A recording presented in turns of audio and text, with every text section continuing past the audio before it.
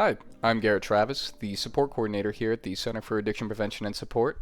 I'm responsible for facilitating peer support groups and engaging with the local recovery community. One of those responsibilities has led us to the creation of our podcast, Real Reason Recovery. In the first episode, you'll hear from our education and prevention coordinator, along with me, about topics ranging from substance misuse, mental health, and some recovery strategies, and a lot more. I'll have my other panel members introduce themselves, and we'll get into the bulk of the episode. Thank you for listening. Sure. Okay, so I am Matt Sylvie, and I am the education coordinator here at the Center for Addiction Prevention and Support.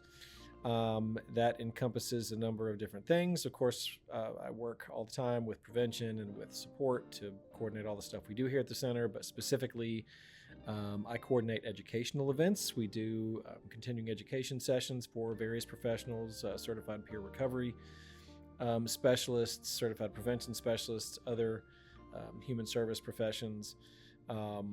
I coordinate an educational program that we deliver to students who are referred to us by the Office of Student Affairs. It is an alcohol and drug education course. That's the simplest terms I can put it in. And then I also coordinate our Recovery Ally program. I am Adrienne Lees. I am the Senior Prevention Coordinator here at the center. I do a lot of things. The most important thing I do is combat substance misuse information. So I'm always out either on Tennessee Tech's campus or in the community talking about substance misuse and giving people the knowledge that they need to arm themselves when using substances. We talked a lot about how alcohol isn't inherently bad. It's what you do when you're using it or how much you're using. So we like to talk to people about counting your drinks and things like that. So I prevent, and I also have my CPRS, so I am able to help Garrett host our peer support meetings. I'm at our Monday night meeting pretty much all the time.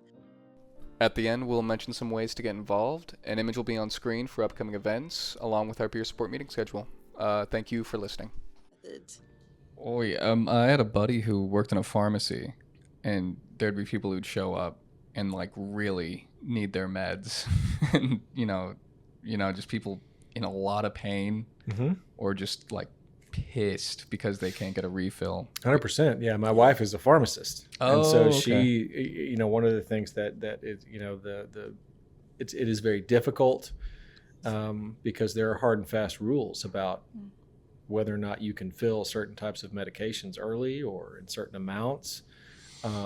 It's not they don't have a choice. Yeah. Right. Unfortunately, the laws are clear as to what you can and can't do in those types of situations, and it can become a difficult process of trying to get in touch with the doctor who prescribed the medications and a series of permissions and things that you've got to get and do, and that's tough. The policies are in place for a reason, the laws are in place for a reason, but it does have unintended consequences for sure. I remember before the laws, so my mom had chronic pain growing up, and I remember she would come home with these like double-decker hydrocodone 10 bottles. I mean, they were just full to the brim, and she could take them at will, do whatever she wanted, go get shit. They'd come with refills. She never had to check in with anyone. She'd just go. That's crazy. An astronomical amount of hydrocodones just at whim. But then on the flip side, like 2 years later, my stepmom ended up needing chronic pain medication, and she goes to the doctor, she goes to the pain clinic, they count her pills, she gets drug tested. It is just literally so regimented. It's like the difference in both of the ways that they were able to obtain these medications was insane. But yeah, I just remember this huge bottle she'd come home with. And just no one cared. Nobody even gave it a second thought. Whatever. Yeah.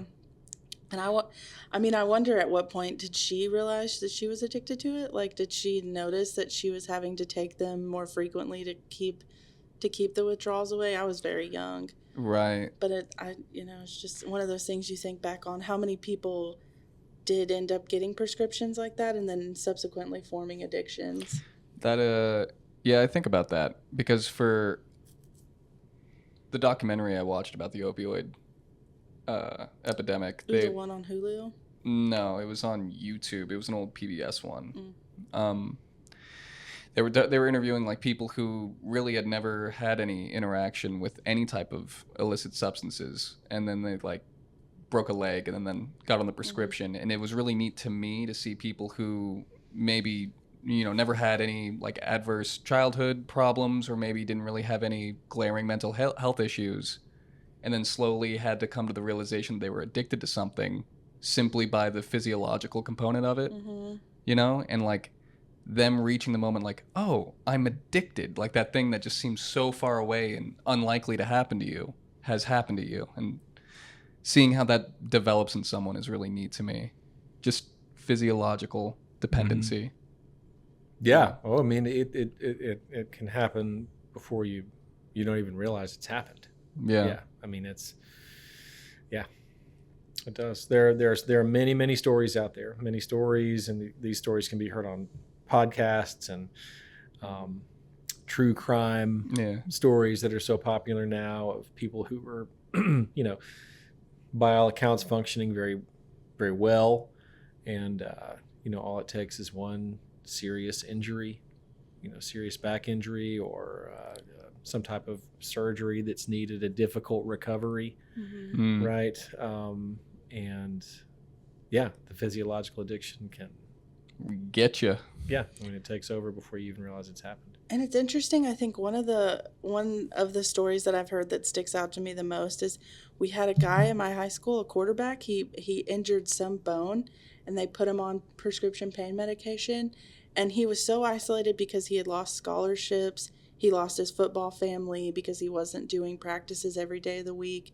He was going home and sitting on the couch watching TV, and he formed an addiction. But it's like, I guess where I was trying to go with that is when you're facing such difficult situations where you would need a sudden pain medication, like a surgery that takes a long time to recover from, or you fall at work and you get hurt, not only are you out of work, but you're in pain and you've got this new substance that makes you feel good. And when you take it, kind of all of that financial worry or the isolating feelings go away. So you've got like that mental play on it too, along with the chemical dependency that forms. And so you can easily see how just normal go-getter type people could like lose their whole livelihood in just one subset of bad events. Right, and it all feeds off of each other, the drug, the pain, the physical pain, and then the mental health of like being alone, and it just all cycles you into and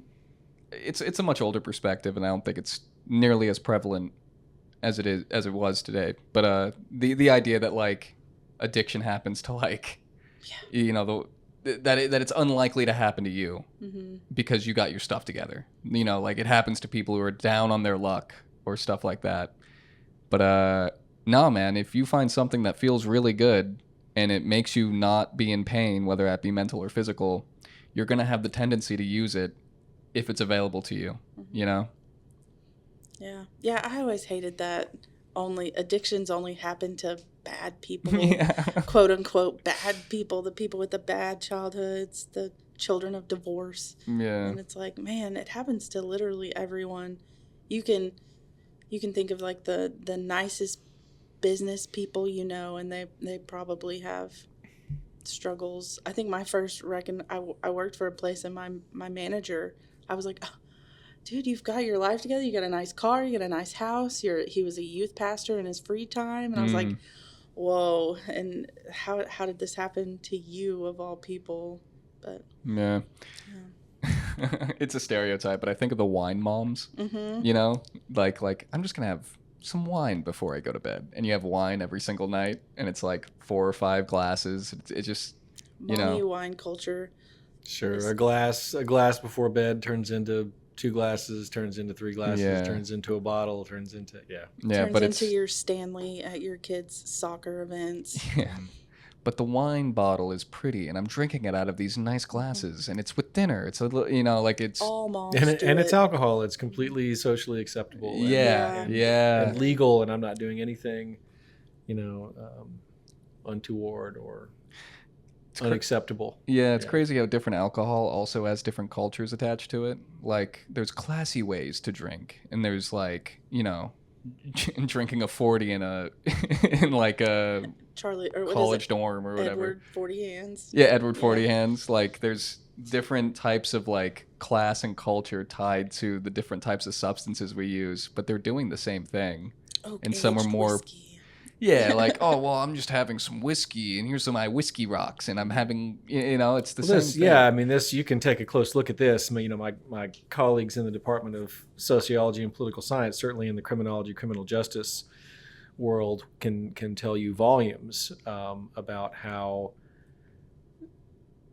a substance, the history of substances becoming illegal, has everything to do with culture, right? I mean, take you know, for example, let's say marijuana, right? So marijuana for you know, many years throughout history, it was just something that was used by artists and thinkers and you know, elites in a lot of ways. And even, you know, even in the United States, it was already here in the United States, obviously in indigenous cultures, and has been used, you know, in religious ceremonies for, you know, before we ever got here. But even you know, when it sort of came here with the people who landed here, it was still used in that way. It really only became problematic kind of post-industrial revolution as you began to see more and more immigrants moving, coming to the States to help us build the cities and the skyscrapers and work in the, you know, these new factories that are popping up so that they can produce these new technologies. And you began to see these ethnic enclaves, right, form in cities, and they brought with them their cultural practices, right? And so you would see, and they also lived in very difficult situations, right? They're living in tenements that, you know, they're made out of matchsticks, basically going up in flames. People are dying, and a lot of public health problems, right? This is, you know, the pre-regulation, right? This is sort of pre the time when there were laws that said, hey, you know, this building needs to be built in a certain way so that it doesn't just go poof the one time somebody drops a cigarette or something, or so there were lots of public health problems and hygiene issues. And also they were just sort of seen as those people, right? They spoke a strange language and they had strange cultural practices. And they were running around and smoking this marijuana. And it became more prevalent in those sort of ethnic enclaves, and began to be seen as a problem. Why? Because it was being used, and it was becoming a problem with people that we were sort of in the long process of otherizing, right?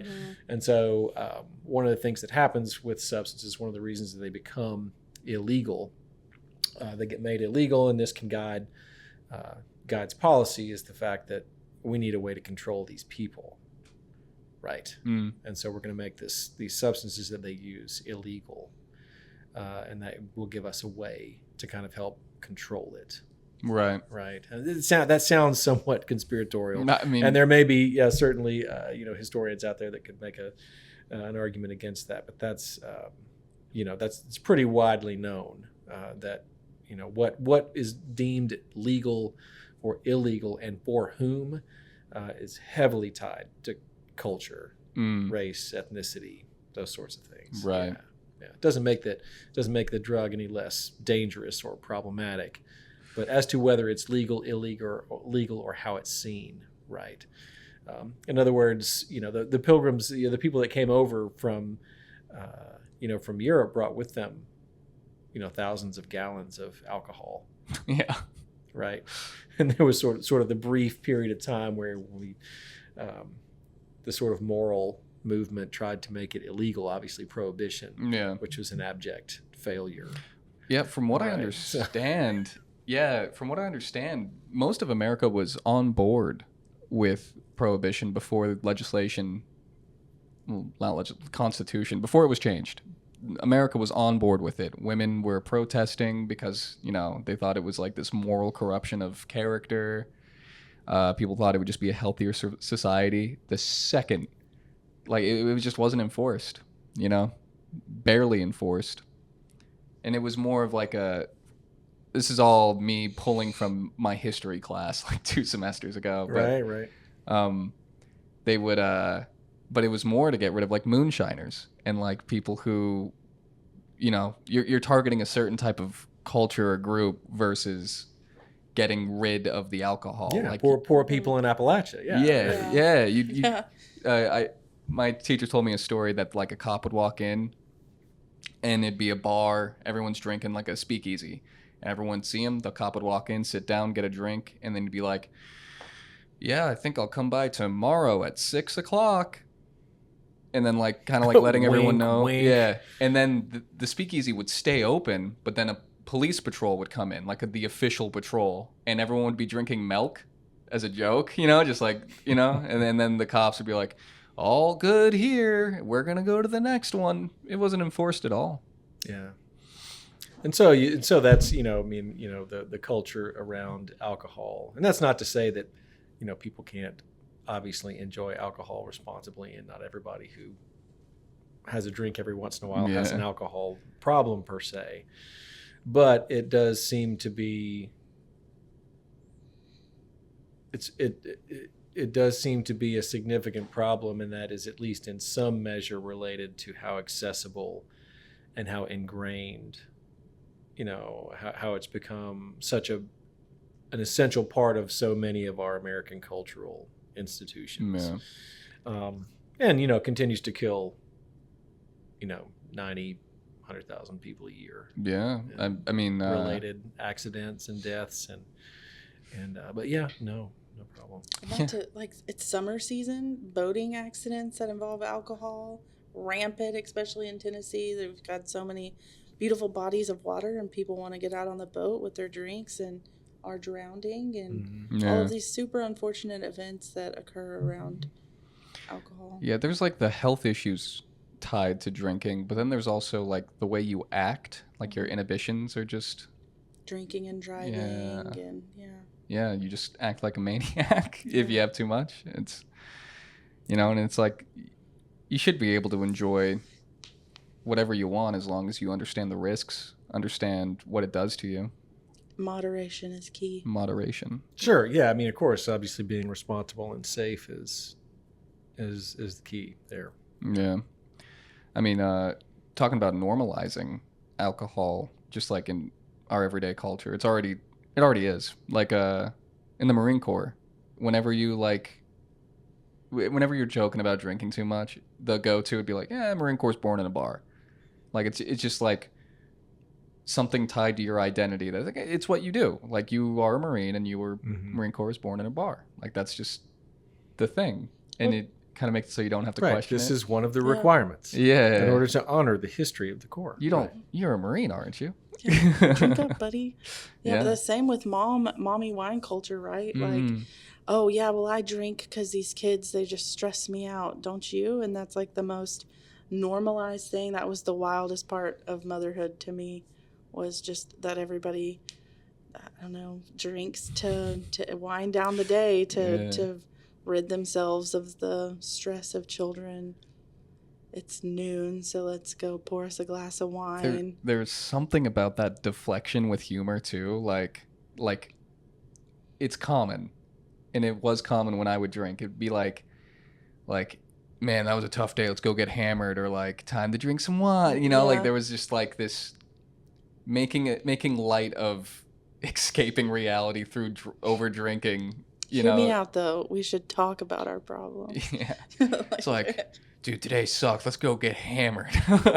It's time to drink. Like it's whatever, you know?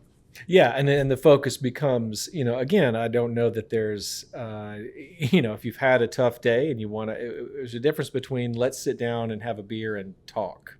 Yes. And sort of decompress about the day. There's a difference between that and let's get ripped, right? Yeah, I guess the only way that I can escape from this day is to get completely obliterated. A skewed perspective, for sure. Because man, there'd be days like we'd have like some like federal holidays. You'd have like we call them a 96 or a 72, and it'd be like a Friday you have off, or Friday and Monday you have off. And on those mornings, it was always mimosa day. Like we're getting mimosas. Like, you know, you drive down Oceanside. What's it called? Mission Bar and Grill. Really good spot. Bunch of corpsmen drinking mimosas out of champagne flutes. Yeah, It's dude. beautiful. They like you'd have just grown men sitting there like, more please, and like these fruity like mimosas show up, and by the end of it, dude, you just have sloshed Marines just just hanging out. It's like 11 a.m. And it's the weekend. It's a holiday. It's Memorial Day. It's Veterans Day. Like it's just what you did.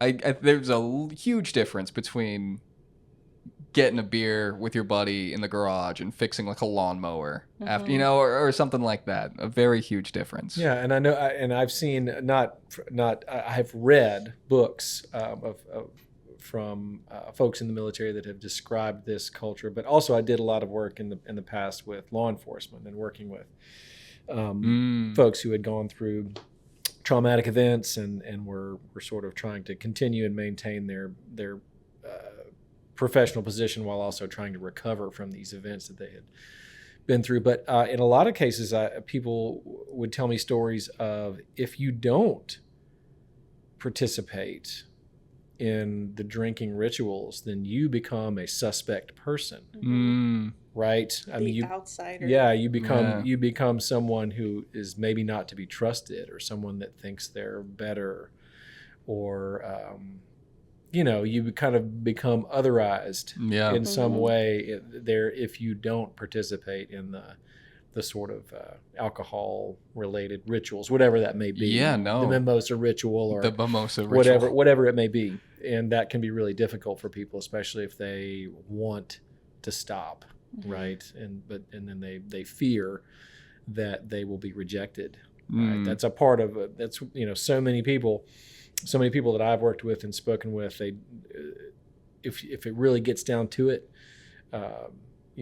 one of their biggest fears about quitting, or even cutting back, right, or even trying to engage in some harm reduction, is the fear of being left out or rejected, or left behind, or seen as somebody different, or somebody that's not the same. Right.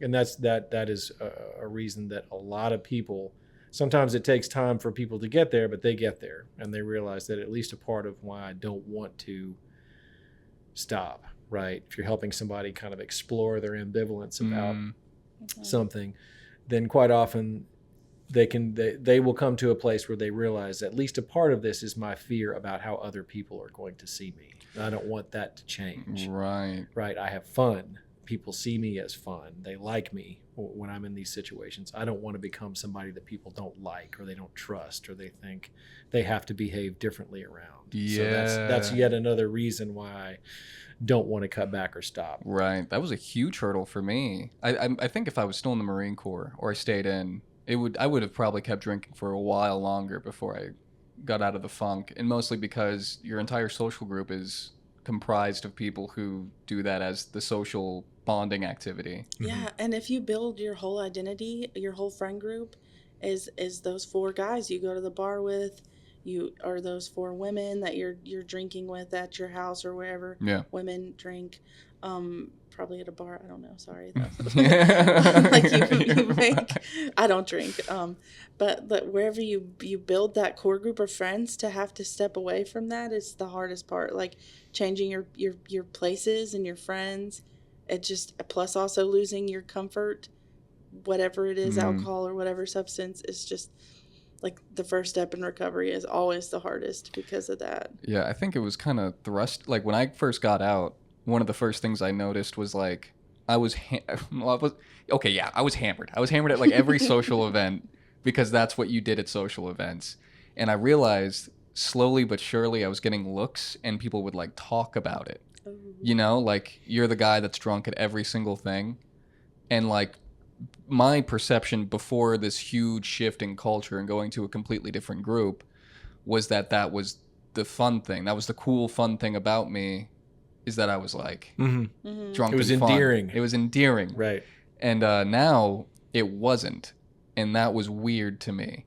And I think that was one of the first, like, okay, maybe this is something that should change about me.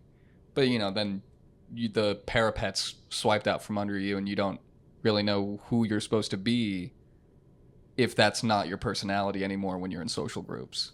So, you know, Yeah. that definitely makes a lot of sense. Mm. Faux show. And how you coach somebody through such a monumentous change and try to reassure them that the other side is still just as glorious and still just as good.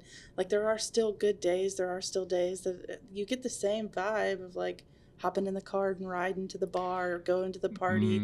Like, there are still those golden moments, but they're just not focused on getting... It's a hard sell. Yeah. It's a hard It's so sell to hard. like, I assure you, it's pretty sick. Yeah. And also, like, I think when you're in the height of, at least for alcohol, like, it's like your highs and your lows are just completely screwed. Like, it's like your highs are like the best days ever and it's like great, and then your lows are like, you know, someone cuts you off in traffic, or you get a flat tire, or, you know, you stub your toe. It's like your day is just completely ruined and you're pissed, and, you know, like, it's just like you have no emotional regulation. Yes, realizing that normal people are just medium was Yeah. was insane to me when I got sober. I just started looking around and realizing that people were all kind of even kill throughout the day. Like, there didn't have to be a crisis. You didn't have to be, like, manic. You could just literally be okay. Yeah. Like, no anything else attached to that. Like, I always thought people were lying when you'd be like, how are you doing? And they're like, oh, I'm okay. And I'm like, okay. Oh, we're doing the script. Yeah. We're doing the script Yeah, thing. you're Okay. faking. I'm doing okay. good. Yeah. How are you doing? Like, it just, Yeah. yeah. And then when I Yeah. got sober, I was like, wow, they really are just okay. One of the one of the hard realizations that people come to is, one of the things that addiction will do is it's sort of this grand, I mean, among its other functions, right? Addiction serves lots of functions. That's one of the reasons it persists. But one of the part of the trip is the ego trip, right? You know, people sort of become more and more increasingly concerned with what are other people going to think of me? How are other people going to see me? Do they know? Does this person know? Yeah. You know, Adrienne, kind of like what you were talking about. Doesn't everybody, have these sort of regular crises like me? Because everybody does this. Because everybody is like me. That's one of the things that happens in the brain over time, is that you become more and more self-focused, right? And again, that gets back to this idea of, I'm afraid to stop, or I don't want to cut back because of what other people will think of me. And the hard realization for so many people is that they come to a place where they wake up, hopefully at some point, and they realize, oh, wait, nobody's paying attention to me. No one is worried about what I do or don't do, or at least very few people are, right? Yeah. Maybe there are some people really close to me that are concerned about whether or not I'm having a drink at the bar or this or that. But, oh, well, guess what? Virtually no one cares. No one is watching. I can think myself back to, I spent, gosh, who knows how much of my 20s I spent working in or sitting in bars. And I know that I hung around with, I had so many different friends and people that would come in, and I had to think back sometimes and realize, oh, this person never drank. And that person never had a drink. This person always had a Coke, or this person only drank water. And I never thought about it back then, not one time. Right. I had to think back to remember the people I was sitting in the bar with late at night having very important debates about philosophy or politics or whatever, we were talking about.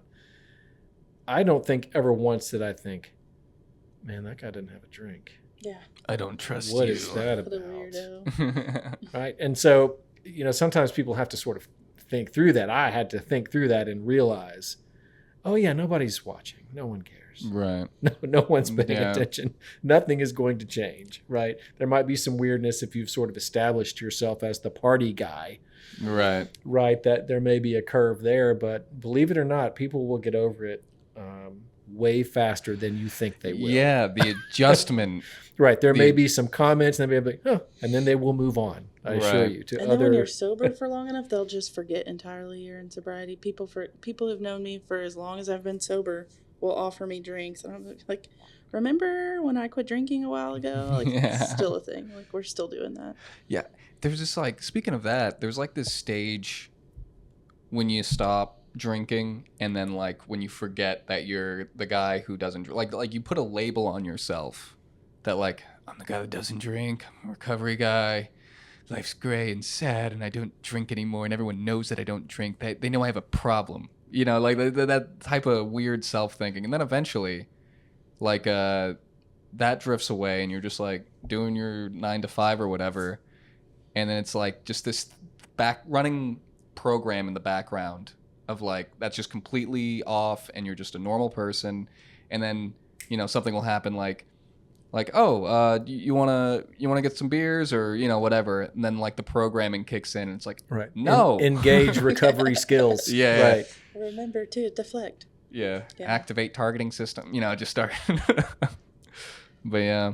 Yeah, I was given a bottle of liquor for Christmas this year, and I received the gift. It was from we're not close, but the very dear person in my life, and I received it, and I was like, oh, thank you so much. This is wonderful. And then it dawned on me, I will never know. I will never know. Like, this is going to look great on my shelf. Thank you so much. But what a wonderful decoration you got me. Yeah. For a hot minute, I was like, what a good gift. And then I was like, Regift. wait a minute. I don't think I actually. I hope you have the receipt. But, Yeah. Yeah. Yeah, it was Drambuie, whatever that is. I still have no idea That's pricey stuff. Yeah. what it will be or taste like, but it sits there nicely. Decoration. Very nice. Yeah. That's funny. I kind of like going to social gatherings, like after, like, just letting people know, like it comes up casually in conversation. Like just recently I got into a new friend group, you know, and you know, like they're like, we're gonna have a get together and there's gonna be beer. Is that gonna be a problem? It's like, no, I'm cool. And then like the whole time people are like, it's only a problem if you like make it the problem and you let them know, like, hey, I'm in recovery. Like, then other people out of courtesy will try to make sure that you're all right. It's not a shellfish allergy, guys. Yeah, like I'm cool. Yeah. You should come up with a good line. Be like, okay, I'll bring my prohibition stick. Just 6 feet away from me at all everyone times. stay away. That's right. But it's funny though. People do treat it like you're deathly allergic to this thing all of a sudden, and that to be around it. But for some people, that is a reality. No, and it's cool that people are considerate. Yeah, it is really Yeah. cool. But when you're new to it, it is kind of When you're new to it, I think it's a different yeah.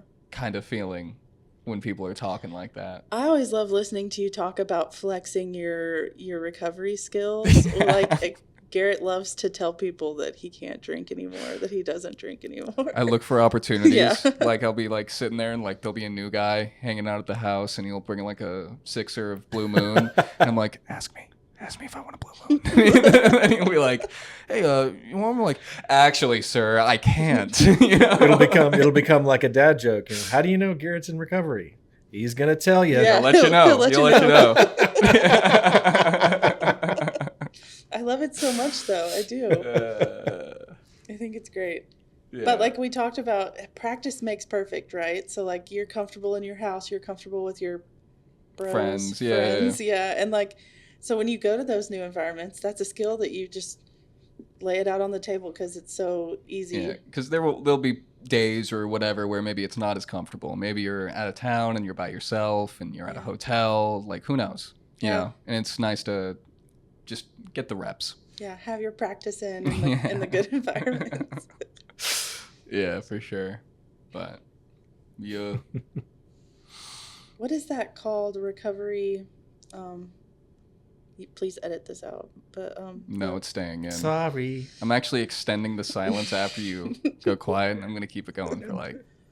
Put some of the yakety sax or whatever. like recovery capital. It's going in. Recover- This is distracting, Adrienne. Yeah, Wait. Like your recovery capital, right? Like how, please explain that. Well, that is Recovery the thing. capital? Recovery capital. Yeah, isn't that where you're more prepared for your recovery because you've put these things in place? Like you know where the meetings are, you know your resiliency levels, you right? Or am I far off? No, no, you're not far off at all. Yeah. But that would be a part of your recovery capital, right? Like if you practice Okay. this line, you've got it, you're ready to go. Yeah, Yeah, it's so- part of what helps you be more resilient. The various Yeah. systems and things that you put in place, the things that you, the rules that you set for yourself. All of those things are things that help you be more successful. Okay. That's a new term to me. I learned it like 3 months ago. and It's I like was- social I was capital, right? so- Social capital are things in your life that give you sort of an edge, Good Mm. community. right? It can be resources, it can be money, but it can also be reputation. It can be things like that. So recovery capital would be similar, except there are things that aid you in your recovery. I've always heard it as when I was going through it was like your tool belt or your toolbox, Mm. Yes. and you're like getting different tools, and those come in the forms of community, little mental like skills that you learn when you hear certain terms or you're uncomfortable, stuff like that, and then you just have to remember that you always have this toolbox or tool belt, and you can just kind of like grab the specific thing you need for whatever situation. And if you're in a situation that's completely new and you have a bad experience or you learn something new, you get to get another tool. You get a cool little new Yeah. thing to add to the belt. And that's Yeah, kind of totally. the way I always imagine that type of... Don't we have a? I'm going to get in the weeds here, but don't we have an R1 unit that is recovery capital, or do we? Yes, not I have think that that's one? where I learned the term recovery capital. I think we may have a I would unit. like to go through that. We may have Yeah. a unit on recovery capital. We go through like the big the big six, the ones that are most common. It's like the triggers, Stages of change. stages of change are big, Defense mechanisms. defense mechanisms. Yeah. Stop saying the ones that I literally think them and then you say them. I'll stop saying that. I'll stop. I can't remember. All right, your any of turn, it. Adrienne. Name some, please. Oh, no, I'm blank. Matt took all the good ones. Yeah, Affirmations. those were the Oh, yeah, affirmations. Affirmations. Affirmations. I Yeah, love affirmations. affirmations are good. Yeah. I didn't realize how powerful they were until I saw them from the eyes of children and just arming children with the ability to say, I am worthy. And it Mm, completely like flipping the whole script for them. And then seeing that in adults, like I guess I just never realized how powerful it was to just be kind. yeah, affirmations were something I would have told you was really dumb 2 years ago. Yeah, Like, right? that's the stupidest And thing now I've you're ever like, heard. have you ever heard of affirmations? Well, someone once told me like, "Good job for surviving this long with with the tools you had. Like, good job. Like, you may not think it was a good job, but you did a good job." And I was like, "Ow!" like that helps. I Yeah. thank you, and it is helpful. Yeah, affirmations are, in the therapy world, that's a form of self-talk, and self-talk is one of the most powerful, Mm, one of the most accessible and most powerful sort of ways to change. It's very accessible, right? First of all, realizing that self-talk does matter, right? The things you say to yourself and about yourself are very powerful. And if you Right. can change those things, then it can quite literally change your mind, right? It will change the way that you think about yourself, change the way that you talk about yourself, change the way that you respond to difficult situations, right? Because you're not being reactive because you're being too hard on yourself or making a mistake, or so if you're proactive, and that's what affirmations is all about, be proactive with healthy self-talk. Yeah. Right. And like I've heard it a bunch, but like you are the story you tell yourself, and like if you have the fundamental belief that like I don't know, you suck at soccer, when you go to try to play soccer, you're probably not going to be very good at it because you have this fundamental belief that you're going to suck, or like it's going to be a bad time for you. Maybe not the best example, but like I think more specifically maybe like professional life or maybe education. Like you have a belief that you're not very good at school. I think you're going to kind of fulfill that prophecy a little bit when you actually try to go to school, because you just have this assumption you already know exactly what you are. But you can think we could probably relay this back to talking about how hard it is to get sober because you're afraid you'll lose all of your friends, but also getting sober and learning that you have to love yourself in order, like, that's a huge step to, that's a huge roadblock in recovery, is loving yourself enough to forgive yourself for forming addictions, loving yourself enough to forgive yourself for the things you did while you were actively addicted, loving yourself when everybody else is changing around you. Like, self-love is probably one of the big roadblocks to recovery. Yeah. Definitely. Getting back involved in like your community, or like getting back involved outside of yourself, this getting out of the self-centeredness, kind of like what you were saying, not being so worried about what people are thinking about you, and just kind of get back with the wave, I guess. Signing up for the pickleball class. Yes, Yeah. the necessary pickleball class. Yeah, it's just the things, the random things you do to engage with the sober community. Right. Or, non-alcoholic drinking community. Right. It's a lot of, you get jaded to like things that like, and I think it's like the alcohol talking, when you're like used to just socializing while hammered all the time. You get jaded to things like, yeah, I'll go to the community picnic. That sounds like such a blast. Yeah. And then you go sober and genuinely meet people, hang out. It's a nice day. And Hey, it's wait a fun. second. The community picnic is good times. Is happening. I like It's it sick. here. Yeah. This lady makes some great potato salad. I think a feeling that's lost when you're like far down into whatever substance or whatever behavior is tranquility. I think like that is something just forgotten about, that I had it when I was a kid maybe, and it was like those moments of just complete silence, not worrying about the future or the past, and you're just like completely involved in the moment, being present. Sure. Yeah. I mean, it's this whole idea of what defining tranquility, right? I mean, when you're deep in the throes of addiction, then tranquility is probably thought about as a place where I am making all of the bad things go away. That's tranquility, right? If I can just get to a place where all the bad stuff is away and things are quiet, now I am in this tranquil place. Right. When in fact, true tranquility is simply the ability to sit with the bad things. Right. And let them be, Yeah. at least for some period of time, without having to do anything about it. Right. I mean, that's the hard part. And that's, it's often said that the addiction is not the problem. The addiction is the solution. Right. Right. The drug is not the problem. The drug is a solution. Yeah. And so you have to realize sometimes that there is no required solution. The solution is to just practice letting things be there without having to run away from them. Yeah. Or actively engage in doing something to change them. Right. Yeah. And like you don't really have the ability or the skills to be in the room with whatever the problem is while you're slammed, while you're hammered. No, you've got no ability I've whatsoever. heard it described as like the dark playground, but this was I got this from a TED talk about procrastination. I forgot, I'll link it, but essentially like you'll be doing something that you like to do. I tie it to addiction, but it could be as simple as watching movies, putting off all your work, and like you're doing something you enjoy doing, but all the things that are bothering you about maybe work you have to do or things that have happened to you, or just that uncomfortable running program that's just in the background, and it's like the dark playground because you're not really enjoying what you're doing in front of you. You're doing it, the thing that you've always loved, but it's just not enjoyable because of all the background stuff that just pisses you off or bugs you.